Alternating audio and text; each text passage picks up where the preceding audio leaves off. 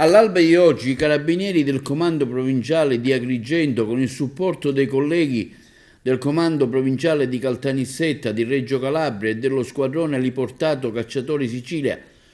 del Nucleo dei Carabinieri Cinofili di Nicolosi e del Nucleo Elicotteri di Palermo, Squadre Operative Supporto, Reggimento Carabinieri Sicilia,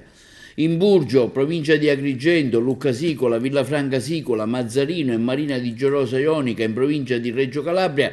hanno dato esecuzione a un provvedimento di ordinanza cautelare emesso dal GIP presso il Tribunale di Palermo su richiesta della locale Procura della Repubblica, Direzione Distrettuale Antimafia, nei confronti di 7 indagati, dei quali 4 saranno ristretti in carcere, 2 domiciliari e 1 obbligo di dimora, gravemente indiziati a vario titolo di far parte dell'associazione mafiosa denominata Cosa Nostra e in particolare del mandamento mafioso di Luccasicolo e Ribera. Contestualmente sono state eseguite perquisizioni personali e locali nei confronti di ulteriori soggetti indagati nel medesimo procedimento penale.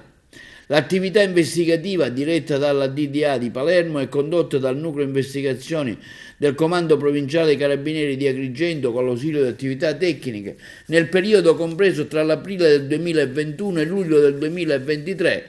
trae origine dalle indagini avviate successivamente all'omicidio di Corvo Vincenzo avvenuto nel mese di aprile 2020 e per il quale ancora non sono stati individuati gli esecutori materiali.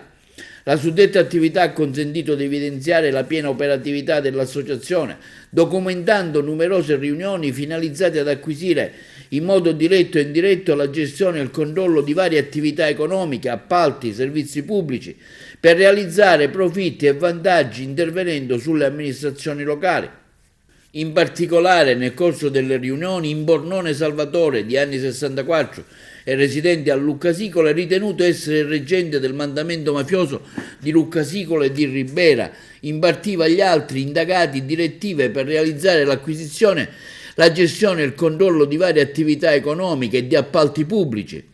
il rafforzamento del prestigio e delle capacità criminali della cosca attraverso il consolidamento dei rapporti con esponenti di altre province mafiose di rilievo di Cosa Nostra di Palermo,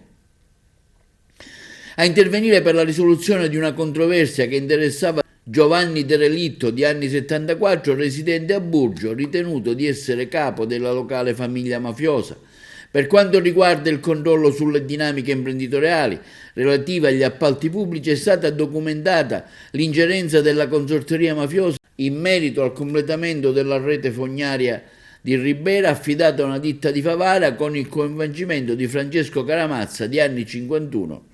residente proprio a Favara, ritenuto essere un esponente della locale famiglia mafiosa. Sono state inoltre documentate ingerenze in merito ai lavori di manutenzione della strada provinciale 32, lavori urgenti sulla strada di collegamento Obivo Imperatore Ponte Pedano e lungo la stradale 47 nei territori di Villafranca Sicola, Ribera e Burgio. Oltre ai citati Imbornone, misura cautelare in carcere, De Relitto, misura cautelare agli arresti domiciliari, e Caramazza, misura cautelare in carcere, le misure cautelari sono state eseguite nei confronti di Antonio Perricone, di anni 53, residente a Villafranca Sicola, di Alberto Provenzano, di anni 59, residente a Burgio, di Giuseppe Maurello, di anni 54, residente a Luccasicola, per il quale il GIP riqualificava i fatti che lo vedono coinvolto in concorso esterno in associazione mafiosa, a Gabriele Mirabella, di anni 38, residente a Luccasicola, quest'ultimo indagato per favoreggiamento, misura cautelare d'obbligo di dimora nel comune di residenza. Nei comuni di ciò indagati vige sempre il principio della presunzione di non colpevolezza fino all'emissione di condanna definitiva a seguito di giudizio successivo.